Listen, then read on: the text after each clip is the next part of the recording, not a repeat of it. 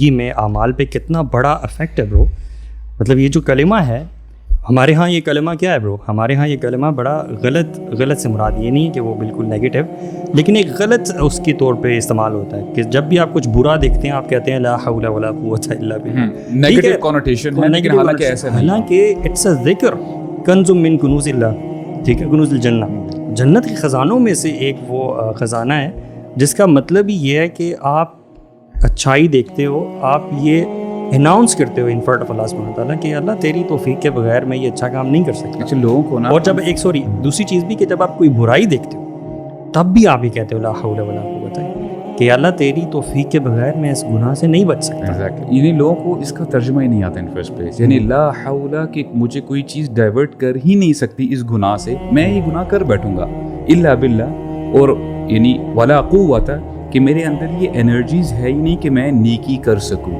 جیسے آپ نے بتایا تھا نا اس دن کہ جب حی علی الصلاح حی علی الفلاح کی ندا ہوتی ہے تو اس میں ہم کہتے ہیں کہ لا حول ولا قوت الا باللہ کہ اللہ تعالیٰ کی پرمیشن، اللہ تعالیٰ کے اذن کے بغیر میں یہ کام نہیں کر سکتا. میں آپ ایک اور چیز آپ کو بتاؤں اس خاص جملے کے حوالے سے کہ اللہ کے نبی صلی اللہ علیہ وسلم جب وہ معراج کے اس پہ گئے تو 7th ہیون پہ ان کو کون ملے؟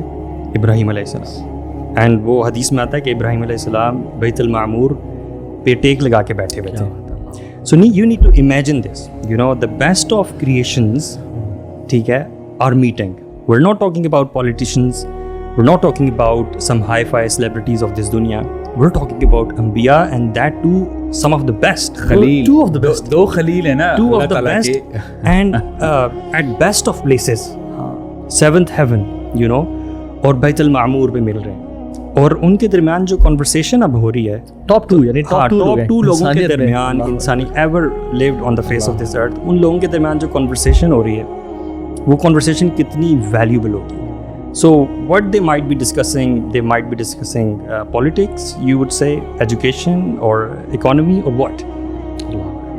ابراہیم علیہ السلام اللہ کے نبی صلی اللہ علیہ وسلم کو یہ کہہ رہے ہیں کہ مرو امتک، کہ اپنی امت کو حکم دو کہ غراس الجنہ جو ہے وہ زیادہ کرے، جنت میں جو پلانٹیشن ہے وہ زیادہ کرے. تو اللہ کے نبی صلی اللہ علیہ وسلم پوچھتے ہیں کہ وہ پلین ہے تو وہ کیسے زیادہ کریں.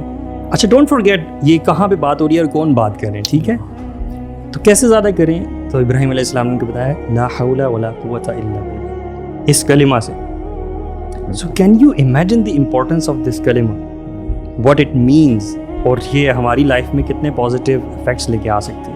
So I think we are away from asking this tawfiq from Allah subhanahu wa ta'ala. Bro, بالکل آپ نے صحیح بات کی ہے واللہ.